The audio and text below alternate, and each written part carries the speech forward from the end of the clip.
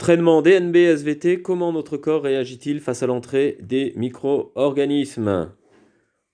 Pas en les écrabouillant avec la semelle de la chaussure, comme sur cette photo. On va voir comment notre corps se débarrasse des micro-organismes qui peuvent entrer à l'intérieur de lui. Alors, vous le reconnaissez, notre ennemi du moment, en haut à gauche, le virus, le Covid-19, le coronavirus. Vous savez, les virus, c'est une famille de micro-organismes qui ne manifestent une activité que s'ils réussissent à pénétrer à l'intérieur d'une cellule. C'est donc les plus petits de tous les micro-organismes. On en connaît plusieurs exemples. Alors en ce moment, il y a le Covid-19. On connaît aussi le virus de la grippe, le virus du sida, le virus de l'herpès. Il y en a de nombreux. En bas à droite, c'est un autre exemple d'une grande famille de micro-organismes, les bactéries. Et les bactéries, elles, peuvent avoir des formes très variées. Là, vous avez l'exemple d'une bactérie à forme allongée. Il y en a qui ont des formes rondes. Elles sont généralement 1000 fois plus petites qu'un millimètre. Vous pouvez vous amuser à découper un millimètre en 1000 et vous aurez l'idée de la taille d'une bactérie qui est beaucoup plus grosse qu'un virus. Les micro-organismes les plus nombreux, les bactéries, c'est les micro-organismes les plus nombreux et on les retrouve dans tous les milieux.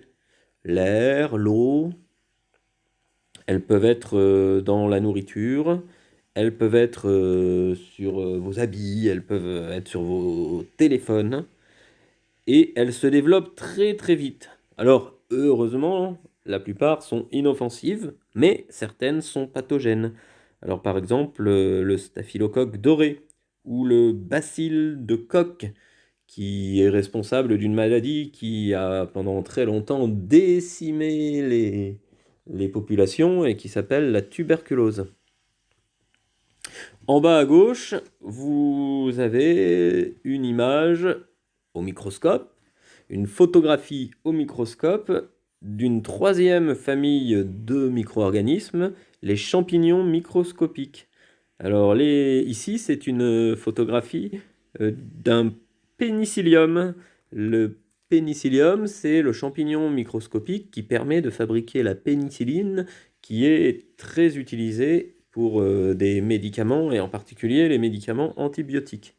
De toutes les familles de micro-organismes, les champignons microscopiques sont les plus grands, même s'ils sont quand même jusqu'à 100 fois plus petits qu'un cheveu. On les regroupe en deux grandes catégories, les champignons microscopiques. Il y a les levures et les moisissures. Alors vous comprenez du coup que les levures, par exemple, on en fait des usages très utiles, hein. Je vous ai parlé tout à l'heure de la pénicilline qui permettait de fabriquer des antibiotiques, mais les levures, c'est aussi ce qu'on va utiliser pour la fabrication du pain, des gâteaux et de la bière, par exemple. Donc, certains de ces micro-organismes sont utiles, d'autres sont dangereux, pathogènes, et vont provoquer des maladies. Alors, on va essayer de bien repréciser toutes nos connaissances. Un micro-organisme, c'est donc un être microscopique et unicellulaire. Il n'est constitué que d'une seule cellule. Les trois grandes familles qu'on doit retenir de micro-organismes sont les virus, les bactéries et les champignons microscopiques. Alors il y a également les algues, microscopiques, les protozoaires, mais on ne va pas les mettre en mémoire. On va simplement se rappeler de ces trois grandes familles, les virus, les bactéries et les champignons microscopiques. Certains micro-organismes sont inoffensifs et certains sont pathogènes. On va retenir le terme de pathogène qui veut dire qu'ils provoquent, qu'ils sont dangereux pour notre corps. La contamination, c'est le mot, la notion qui qualifie l'entrée des micro-organismes dans le corps. L'infection, c'est la multiplication des micro-organismes dans le corps. Après la contamination, il y a donc une deuxième phase qui est la phase d'infection. Les micro-organismes vont entrer dans notre corps et ensuite ils vont se multiplier dans le corps. Troisième étape, la réaction inflammatoire qui va se manifester par la rougeur, le gonflement, la chaleur, la douleur. Retenez bien les 4 signes de la réaction inflammatoire: rougeur, gonflement, chaleur, douleur, car les cellules du système immunitaire vont capturer ou essayer de capturer et détruire, les micro-organismes reconnus étrangers. Vous avez compris, par exemple, si on parle de ce fameux coronavirus, du moment que cette réaction inflammatoire, elle se fait essentiellement au niveau des poumons. Et si on se retrouve avec des gens hospitalisés, de nombreuses personnes hospitalisées en service de réanimation actuellement, c'est parce qu'il y a une réaction inflammatoire qui se joue au sein de leurs poumons. Le système immunitaire de ces personnes est en train de lutter contre les virus qui se sont propagés au niveau des poumons.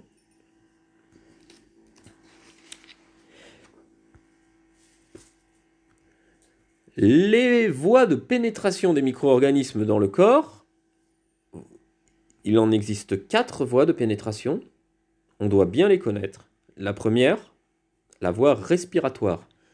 C'est par la voie respiratoire, d'ailleurs, que le coronavirus se propage, vous le savez.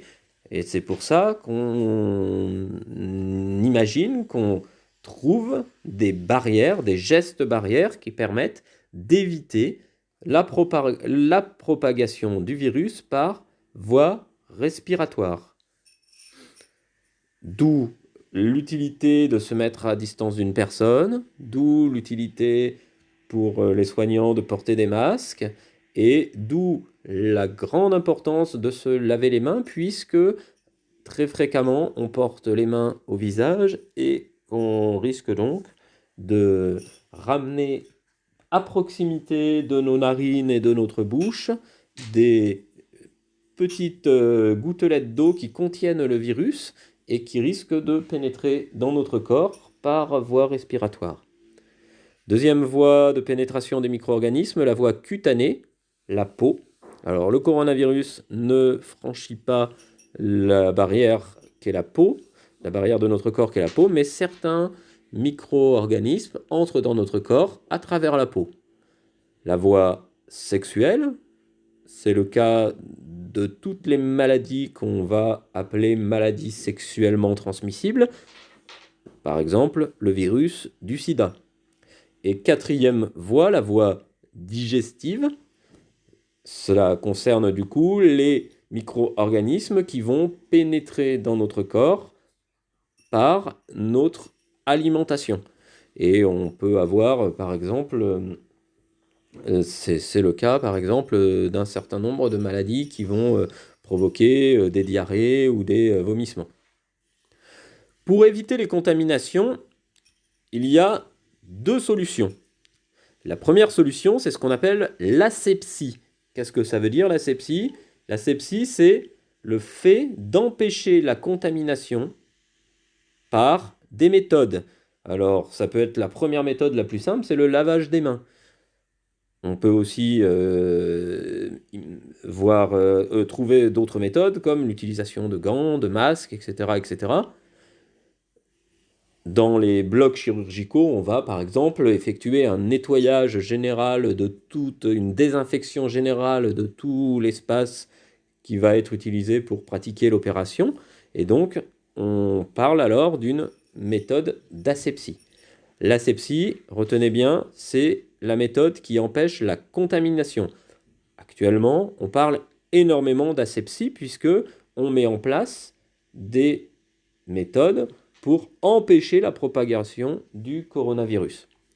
L'antisepsie, c'est une autre méthode qui est une intervention sur les tissus vivants pour nettoyer et pour désinfecter des plaies ou des lieux d'infection.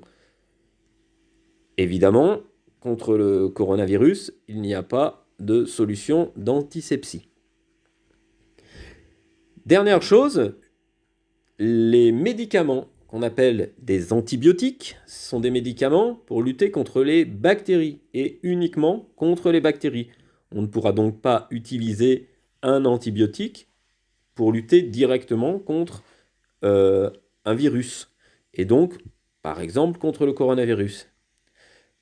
Lorsqu'un médecin nous prescrit un antibiotique, il est très important de suivre le traitement jusqu'à la fin, car si on interrompt le traitement avant la fin, les bactéries qu'on a fait diminuer, qui ont été combattues par notre antibiotique, les bactéries vont se redévelopper, se remultiplier, et donc on va de nouveau avoir les signes de la maladie.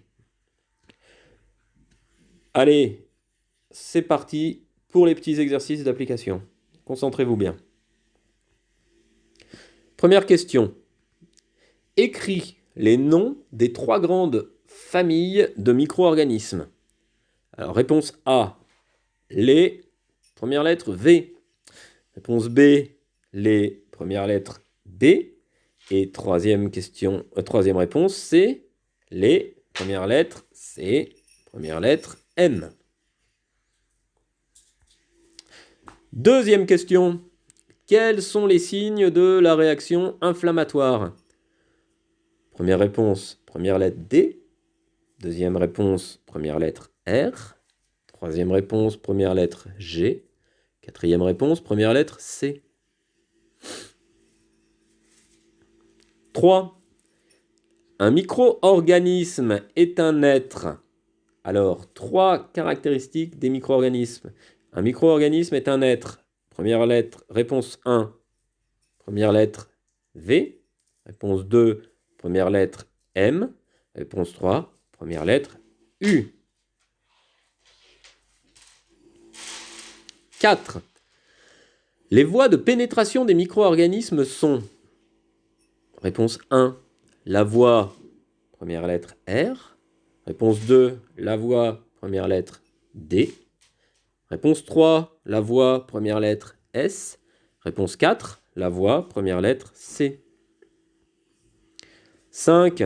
Une contamination est: réponse A, l'entrée des micro-organismes dans le corps. Réponse B, la multiplication des micro-organismes dans le corps. Réponse C, les signes d'une réaction du système immunitaire. 6. Une infection est: réponse A, l'entrée des micro-organismes dans le corps. Réponse B, la multiplication des micro-organismes dans le corps. Réponse C, les signes d'une réaction du système immunitaire. 7. Une réaction inflammatoire est: réponse A, l'entrée des micro-organismes dans le corps. Réponse B, la multiplication des micro-organismes dans le corps. Réponse C, les signes d'une réaction du système immunitaire. 8. L'asepsie est: réponse A, une méthode pour empêcher la contamination en évitant l'apport de micro-organismes. Réponse B, une méthode pour éviter l'infection en détruisant les micro-organismes au niveau des tissus vivants. 9. L'antisepsie est: réponse A, une méthode pour empêcher la contamination en évitant l'apport de micro-organismes. Réponse B, une méthode pour éviter l'infection en détruisant les micro-organismes au niveau des tissus vivants. 10. Dans quel cas faut-il prendre des antibiotiques? Réponse A, pour lutter contre les bactéries.